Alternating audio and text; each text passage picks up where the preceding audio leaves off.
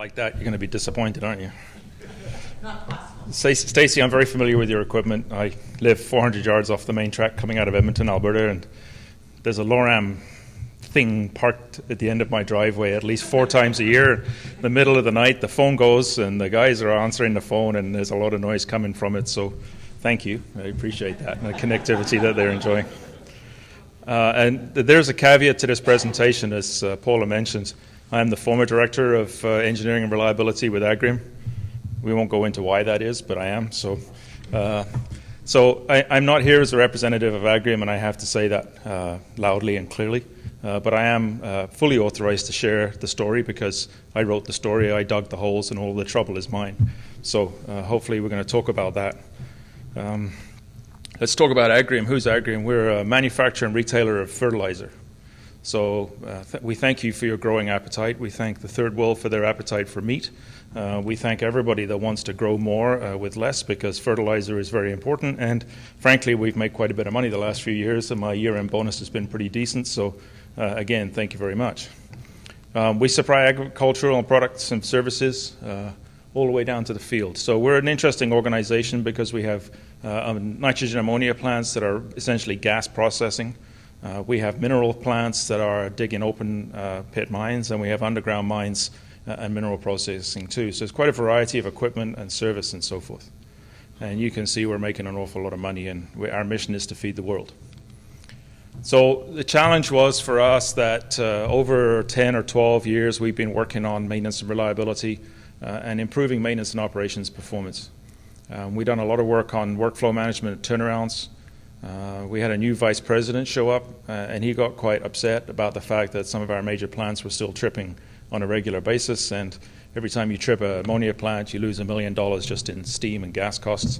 So he got quite upset about that and said, we need to do something different. So we had a strong market at the time, which was nice, and so we were trying to make as much as we could. So really what we're trying to do is change our culture from being very reactive to being very proactive. And one of the interesting things is that the numbers gave us a false sense of security. So we thought we were doing quite well because our availability is in the low 90s in some of our plants, but in reality it's more by design than by luck. And by that I mean the design of the plants. So we're still very reactive to the way that the equipment was going.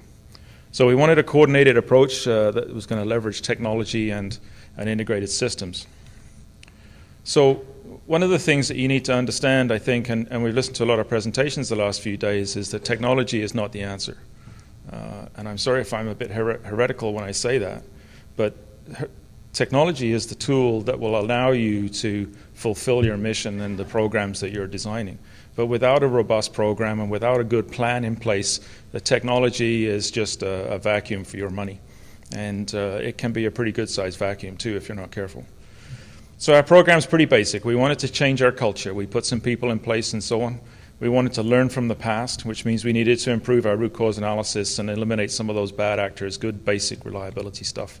We wanted to do some data analysis. That was an interesting idea. And as you've heard from, if you were in this session yesterday, you heard from our friends at Dow, now that they can do all kinds of data analysis because their data is now aligned. But you can imagine we have 14 sites. They all come from different backgrounds, for different previous owners. We're a bit of a Heinz 57 organization.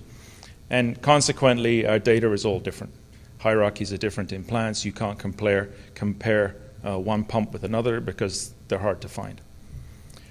Monitoring the present is the Internet of Things starts to show up here, and the connectivity, and this is where the tool we use from Ivara, now Bentley, showed up in terms of identifying critical equipment and condition monitoring plans and being able to monitor our equipment. But then we dug ourselves another hole by actually creating work because we found things that were broken, and we couldn't handle that because the maintenance guys weren't very organized. So we had to attack the discipline of work management. And then when we're done, we wanted to do things better, and particularly we wanted to develop some standards, but we wanted to do things like life cycle cost. And one day I have a dream of doing a Weibull analysis on some equipment because I learned at reliability school one time how to do Weibull analysis, and I've never had good enough data to do it. And so we were really keen to get that done. So originally we were just looking to buy an RCM software tool for the reliability guys to play with, because there was only 4 or 5 of us in the organization and we were trying to get some entertainment and our old system was dying.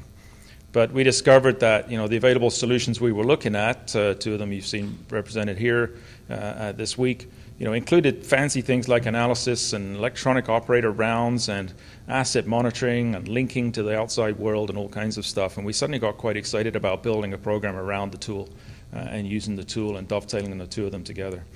And particularly on the operator round side, because it's something we had tried to do with SAP. They had got into that space and then they got out of it because they discovered it was a bit ugly.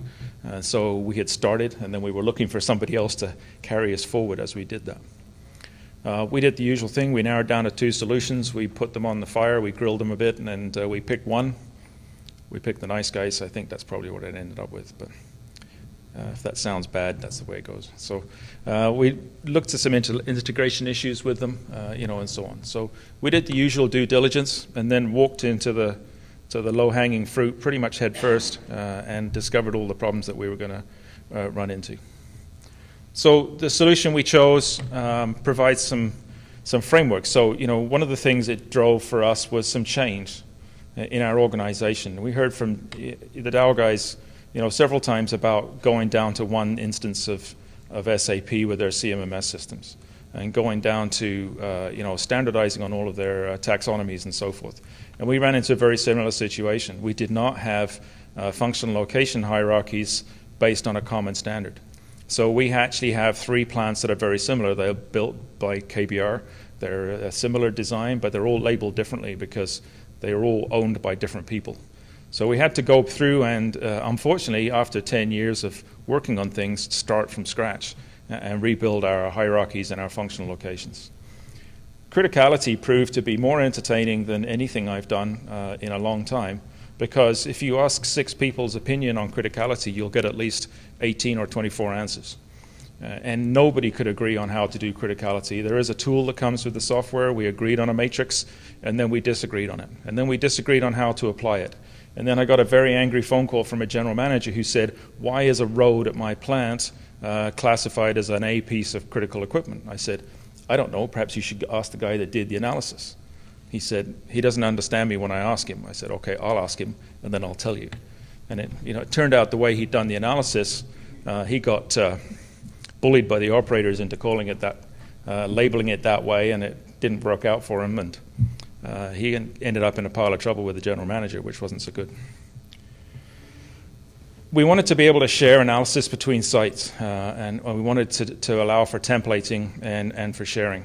We wanted to use a cloud library of analysis. One of the things that was advertised to us, and we've talked quite a bit about this week, is stuff in the cloud. And all we wanted to do was pull information from the cloud. We're not even talking about sharing our data or posting data on the cloud, because heaven forbid that we would do anything like that. And that proved to be a huge problem for us, and I'll talk about that too. Network solution was good. We're able to see across the organization. Once we got some people trained up in the solution, we're actually able to see who is doing what with it. And then we ran into some issues that, we are an SAP shop. We have a management of change process that runs in SAP. So if you can imagine, you do an analysis on a system and you generate, 30 to 200 changes that you want to make, and a change might be a rewrite of a PM, or a change might be a new piece of equipment or a redesign. All of that needs a management of change, and generating 200 management of change documents at the same time was going to get us a good punch in the face. So what we did was we came up with a solution that allowed us to package that, so we could run through that package from that analysis, get it signed off and approved in one lump, and it saved us a great deal of agony. We also have SAP, as I mentioned, and we have a Web Dimpro front end that our IT guys are super proud about, because it's simplified the front end and work entry for SAP that everybody hated, but it's another third-party piece of software that we then needed to talk to, and that caused us some aggravation as we went through. And then we also put in a workout or closeout tool and a recording tool that we developed in-house that then needed to be looped into that system too. So we wanted to go with handhelds. We decided that we weren't going to interact with our online monitoring system. So the online monitoring we have for equipment is basically vibration analysis. We have the other Bentley Nevada, that's System 1.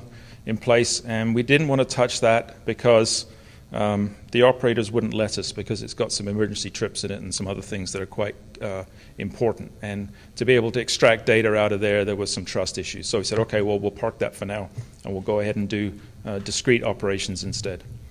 I'll talk a bit more. We do interact with several other pieces of software, and we'll talk about that. But key for us was being able to put a handheld tool in front of an operator and have him walk around and capture information from the plant in a very discrete way rather than an analog way. We had some previous experience, like I said, on PDA handhelds. We decided to go with a Windows-based handheld. This is the new version of the Panasonic tool that has pretty much saved our life. The old version of the Panasonic tool was a bit of a brick. It was a bit cumbersome, and the interactions with it weren't very good. We had operators that were trying to drown it, trying to bend it, trying to throw it down a hole in the ground. We actually had the Japanese engineers from Panasonic come over to our potash mine because we were the first people to get water inside their toy, and they couldn't understand how we'd done that. So we showed them, and then they understood. So the other challenge that we had was that the tool had to be intrinsically safe. Most of our plants contain natural gas or hydrogen, so things go bang when you make a spark, and you can't, connect wirelessly. It has to be discrete, and that limits the choice. And then we wanted to keep a simplified format for operators. You could make some jokes about operators in simplified formats, but I probably shouldn't, so you got it, so it's good. And then we chose a Windows-based format because we wanted to be able to use the toy for other things, and we'll talk a bit more about that as we go. So this is what we ended up with. It looks like an operator would pull the toy off the charge dock where it's docked, and he would be able to pick one of these routes. And I'm sorry if you can't see it, but trust me, this is a list of routes that he can choose, millwright routes or different parts of the plant that he's allowed to look at. Then he goes out and takes the route, and we configured it in a way that they could either start from the front and work their way through the route, or they could pick wherever they wanted. And some of the plants barcoded all of their equipment, so he would walk up, shoot the barcode with the barcode reader, and enter the reading for that. Very simple, very easy to do, reasonably operator resistant. And much like my nice watch is guaranteed waterproof to 300 meters. It's not completely waterproof, it's water resistant. I defy anybody to make an operator-proof device. We had challenges with docking, we had challenges with gathering information out of it, and other things. The other nice part that we were able to work into this was that we could put trends and previous readings on here. So an operator gets to a piece of equipment, sees it's doing something that's a little out of the ordinary, and he can see that here's the trend of where that temperature has gone, or here's what the last few readings are, and he can make some decisions about how excited he needs to be, even though it's programmed to alarm at certain set points and to trigger a response at that time. So we had to build a workflow with SAP. Quite proud of that. So you receive an alarm at the top. The alarm gets acknowledged. This is an interesting experience because now somebody has to look at the alarms that you're generating. So somebody has to log into the desktop version and actually do something with this. The nice thing is that we can see that centrally. So we can phone your plant and say, your shift supervisors are not doing the work that they need to be doing, and you need to encourage them.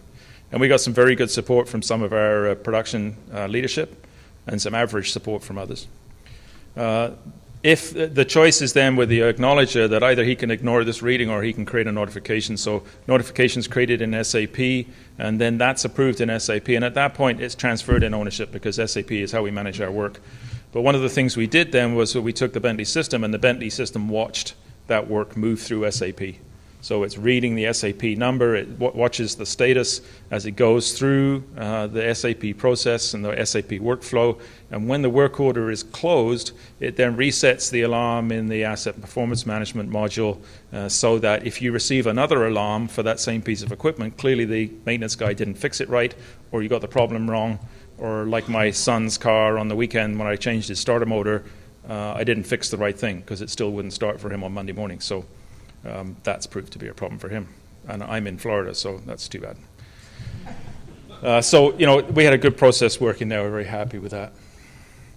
The tool has become more than operator routes. One of the things that we were very happy with, that in many of our locations, it got it well adopted. So we've used it for maintenance inspection rounds. You say, okay, what's the difference between maintenance and an operator inspection round? Is maintenance guys actually know what they're looking at, and operators are pretending most of the time, even if we train them. So maintenance inspection routes on some equipment has proved to be very useful. We've started using it for lubrication routes and as a recording device for that. Although we have some lubrication tools in place, we found this one to be better. One of the neat things we did was do environmental monitoring with it and recording of environmental data. So we have around many of our facilities, we have groundwater monitoring in place. And you can imagine if you build a big pile of salt outside of a potash mine, the government is quite interested in where that salt's going in the groundwater. So there's a lot of monitoring and a lot of reporting to the government of Saskatchewan. And as a Canadian, you have to say Saskatchewan at least once in a presentation, so I managed it twice. So we were able to use this tool and then produce reports that looked like they came out of a computer with some fancy graphics on it and lead into mapping and other things that the government was very impressed with. And I think we may have upset the competition because they're now asking them to do something similar. And then we did something exciting. We have underground some very big multi-million-dollar mining machines that require quite a bit of checklist sign-off before you start them. And particularly before you move into a new area of the mine, you need to ensure that that piece of equipment is working properly, because if it doesn't, you can get into an awful lot of trouble as the ground gives way above you. And so we started doing those checklists on there, and that proved to be really good. So we're talking about connectivity at this conference, and so Berriman's waffling on about this stuff that's very discrete and it's not connected, but we have achieved some level of connectivity, which is kind of exciting. One of the things that the tool allows us to do is to take input from different sources. So if I go measure pumps and I go measure heat exchangers and so forth, I can also pull data out of our process historians. I can pull data out of our vibration software that we use on the handheld monthly type vibration, RBMware. And I can create rules that say if we have a temperature of this and we have a vibration level of this and we have a diminishing pump output, then there must be a problem with that pump. And you can build an alarm based on that, and somebody is going to take some action on it. And we have started to do that, and that's been quite exciting. We started to expand the Windows tablets for use with other software, so fixed equipment inspection on visions and some other data collection. And then we were working towards mobile SAP. We weren't working towards it very fast. The tradesmen don't want it. They like a piece of paper, but we were working towards it. So we had some fun, and I think it's not... One of the interesting comments we heard the other day, more than once, was, it's easy, you take this software, you install it, and your problems will be over. And, you software vendors all say that, and I'm here to tell you it doesn't work that way. Because if there's a way to screw that up, we'll find it, and then we'll have tested it thoroughly for you, and you'll be able to revise it and then make that claim again. But we ran into that problem time and time again.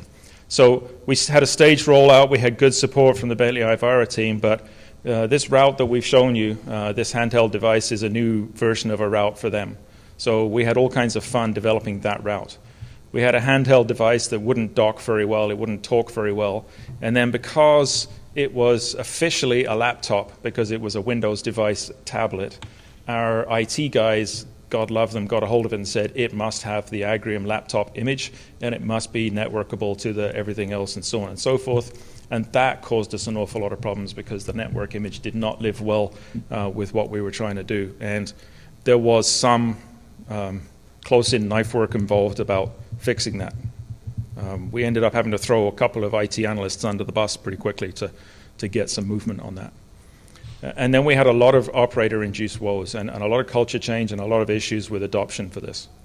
We had some great sites. One in Idaho that had very strong leadership and very strong ownership from the floor on this new device. And they went out and insisted that the guys were going to use it and reported why they didn't.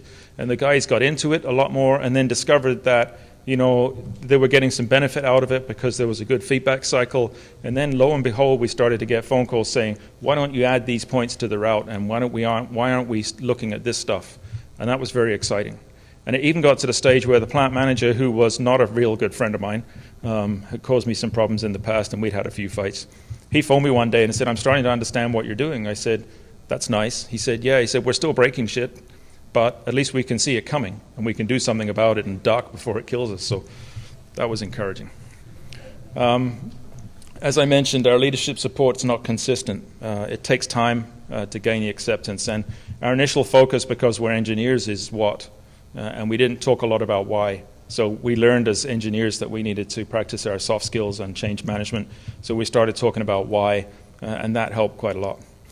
But the other problem is that you dilute the message. So I know the message, I know what we want to say, I tell it to you, you tell it to him, he tells it to her, and by the time it gets through 6 pairs of ears, it's all changed. We're doing this because Berriman says so in corporate, and he's an idiot. So you're quite right, I am an idiot, but that's not a good reason not to do it. So.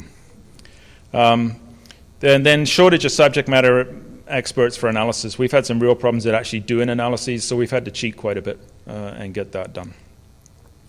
Templating I wanted to talk about. We've tried to create some standard, there's an acronym here, MTAs, which is like a failure modes effects analysis. It's a software jargon. But we tried to create templates, but we would create a template for something simple like a bucket elevator that everybody has in their plant because we move a lot of dry product.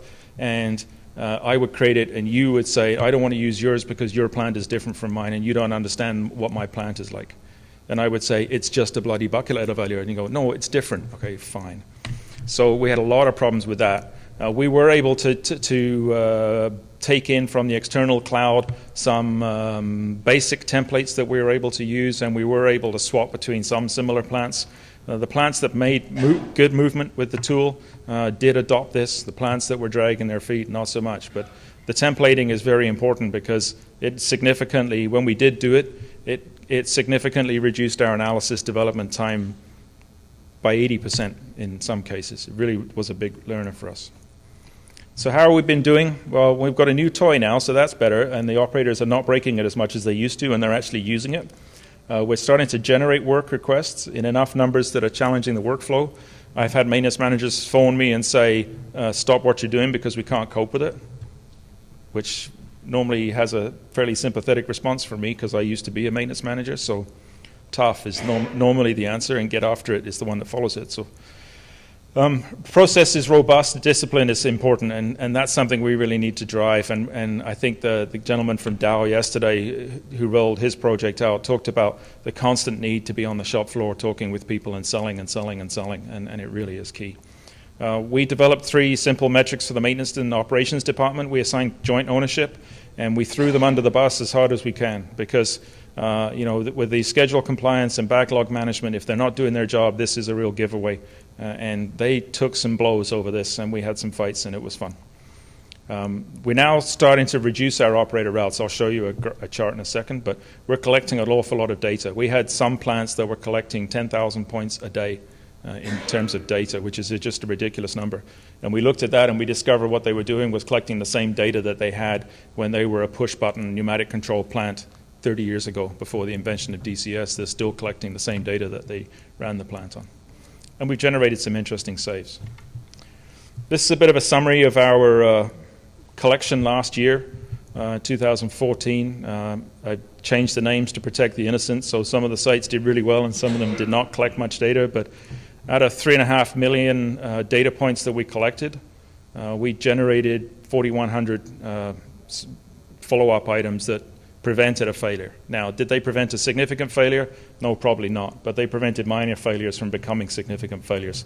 So we're pretty happy with that. Now, is 1,000 to 1 a good payback for data collected?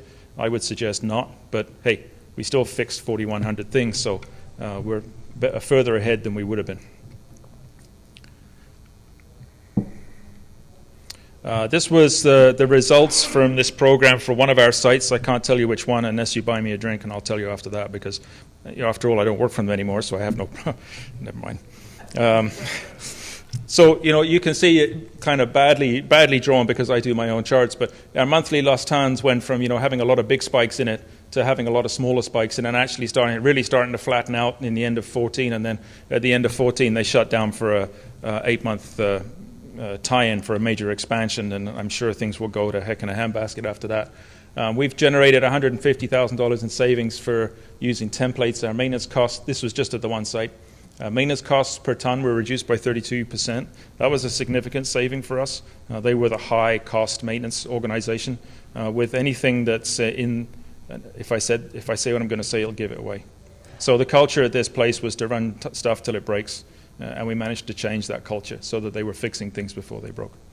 And then things like capacity utilization, which for us is, how much did you make out of your best ever? That was our definition of capacity utilization. They actually got very close to 100%. They set some performance records in a couple of different months that they hadn't achieved before. So there were some really good results out of that. We're very, very pleased with these guys. So key points to take home for this. Fast tracking creates stress. It's hard to communicate the plan when you're making it up. We got given a very tight time frame to achieve a 50% improvement in overall performance for our plants, and so we got right into it right away, which is largely why we got into the what and not the why. It's tough to be on the bleeding edge in new technology. We thought Shell was going to go first with the routes definition, and they chickened out, so we got to go first, which was a bit of a pain. We need to use change management tools, and that's not an engineer thing, so you need to hook up with your HR people because they're good at that. Tools are not the program. They have to be integrated. And I think that's one of the key things I want you to take away. If it hasn't occurred to you before, I sure wish it would have, but it's pretty obvious, but it's pretty fundamental. You need to have senior management buy-in, which we did have, and you need a solid foundation. We've discovered that our foundation that we thought was pretty good after 10 or 12 years was pretty weak. We'd built our house on sand. There's no problem. And, in the words of my favorite management guru, Cesar Millan, the dog whisperer, keep moving forward. If you keep moving forward, your dog is focused on moving forward with you. If you stop, he'll entertain himself with what's going on around you. So don't stop. So we kept going, and we did, after all, not panic. That's me. So, we're not supposed to provide a sales pitch, but I will provide a small one, trying to set up a business. If you need a hand with something, let me know.